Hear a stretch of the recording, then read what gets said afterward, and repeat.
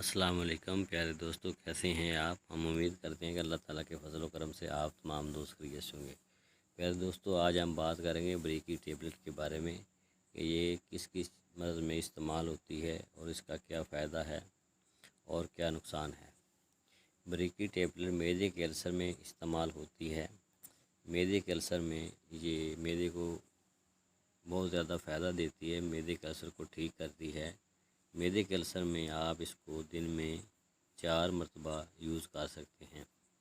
एक गोली सुबह, दोपहर, शाम और दिन में 4 दफ़ा भी आप इसको इस्तेमाल कर सकते हैं। इससे मैदे का अल्सर ठीक हो जाएगा।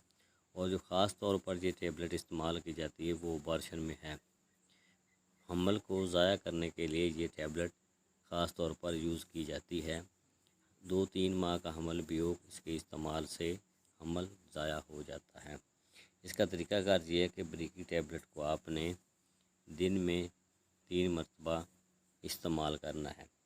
2 गोलियाँ आपने सुबह खानी है और 2 गोलियाँ आपने शाम को खानी है और 2 गोलियाँ आपने दोपहर को खानी है। मतलब कि एक दिन में आपने 6 गोलियाँ इस्तेमाल करनी हैं और जो 2 गोलियाँ हैं वो आपने वजाइना में रख लेनी है। इसके इस्तेमाल से 4 घंटे में ही ब्लीडिंग शुरू हो जाएगी और हमल ज़ाया हो जाएगा। ये ज़्यादातर हमल को ज़ाया करने में यूज़ की जाती है ब्रेकी टेबलेट्स, और इससे हमल ज़ाया हो जाता है।